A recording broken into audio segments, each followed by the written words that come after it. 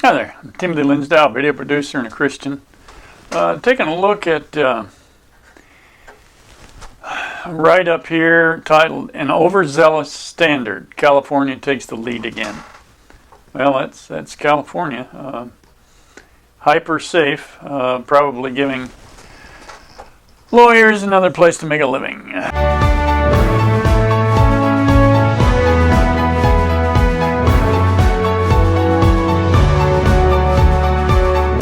Like and comment on my videos, subscribe to my channel.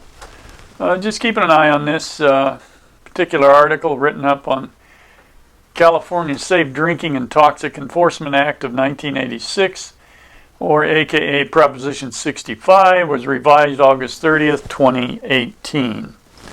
Now the revised Prop 65 requires a warning label for any consumer product containing any of the more than 950 chemicals known to the state of California to cause cancer or birth defects. Manufacturers that produce or ship products into California are responsible for Prop 65 compliance. Of course, this could be a challenge to them. Many manufacturers aren't sure where products will end up. In the global economy, a product manufactured in Paris, Texas, for example, may go to a distribution warehouse in Paris, Tennessee, and from there sent to end users in Paris, California, Paris, France, or anywhere.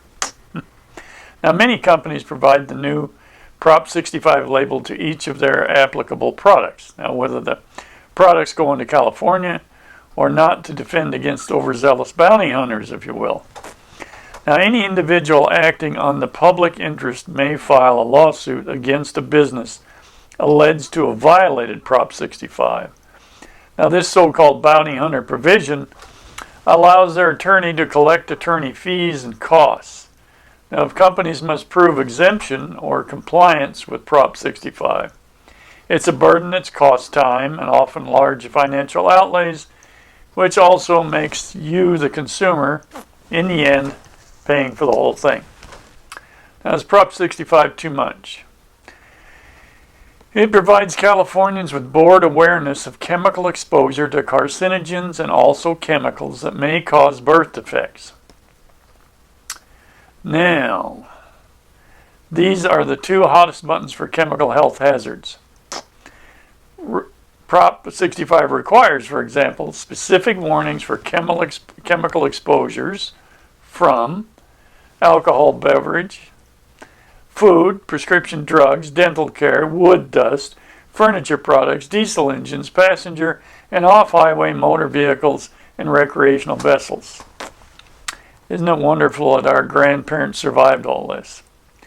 Now, enclosed parking facilities, amusement parks, restaurants, petroleum products, service stations, vehicle repair facilities, designated smoking areas, dental offices, hotels, apartments, and other residence rental properties. And other specific warnings may be added over time. Now, I'm glad our government in California takes well care of us and protects us. I don't know if it protects us from California politicians, though. Recently, the fellow who wrote this, much of this article, asked a hotel maintenance employee, Prop 465, which is visibly displayed, if it bothered him or pertained to him, and he said yes, and it's important and should be important to everybody. Now, I think it's important in the sense that I had a brother who worked for Kaiser as a respiratory therapist. He was treating a fireman who had gone into fight a fire.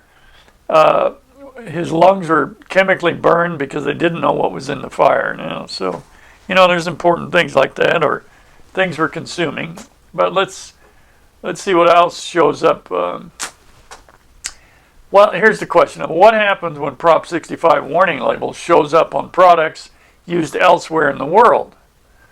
Now, toxicology, there's a big difference between risks to consumers and workers, and that is recognized, as workers may be around a particular substance far more than the consumer would be.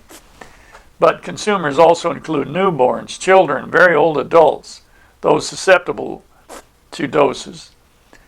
Some may have limitations or health conditions predisposing them to harmful effects from very low chemical exposures, such as lung disease. Now, workers are generally classified as healthy working adults, generally.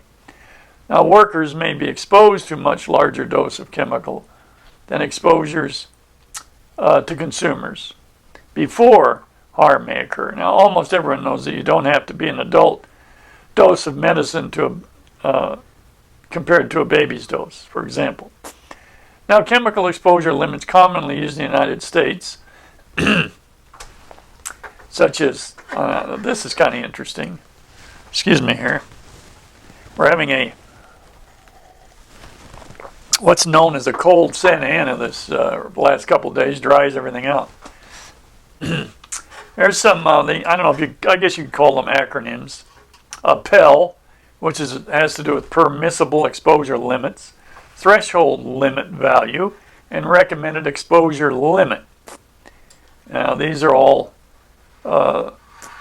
warnings from such as OSHA, and they're established for workers. Now, except for USA, EPA ambient air quality standards, there's no comparable difference. Airborne chemical exposure limits for consumers or the public.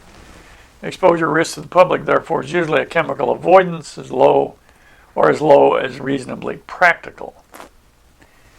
Now, Prop 65's 1985 law caused a flurry of activity by manufacturers both within and outside the state of California. Now, much like what's happening now, Prop 65 labels were common on products wherever 65 warnings were commonplace on manufacturer safety data. Initial flurry subsided to ho-hum activity by 1990 with a similar activity pattern with the 2018 Prop 65. Now, will that be a similar pattern? The activity pattern may be different this time. A clue might be a rise of concern may be greater and longer with the 2018 version, which can be found on www.p65warnings.ca.gov link, required with new labels. The Prop 65 warning label web link, for example, takes anyone into every aspect and detail of Prop 65 and beyond.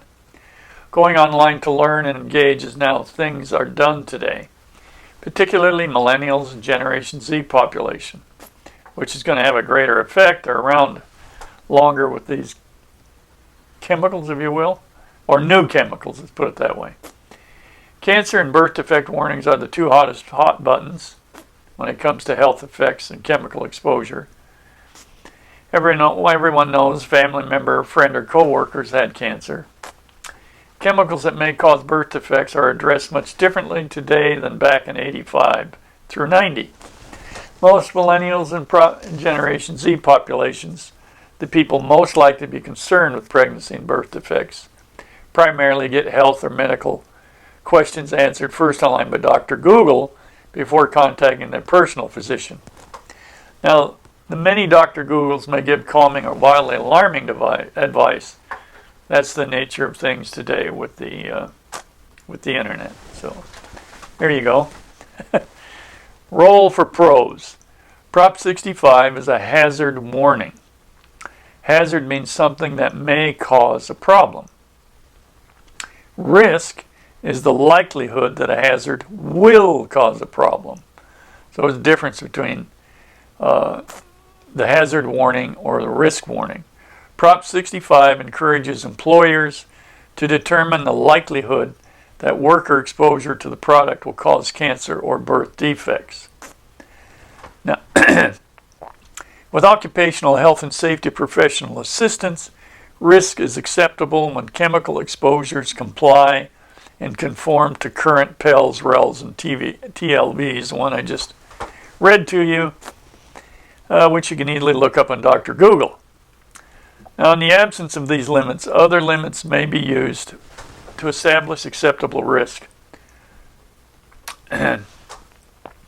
Credentials may apply to professional judgment when exposure limits may be inadequate or lacking. So there's some information on our, would we call it draconian fear of life? I think it's good to be safe, no doubt about that.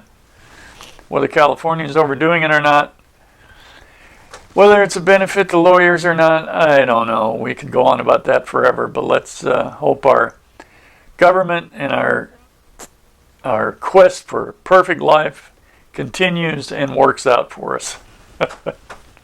I don't mean to belittle it, but are we overshooting? Probably, but and again, there you are. Just remember that every time we ask a company to comply with these things, you're going to, in the end, be charged for it. So remember that.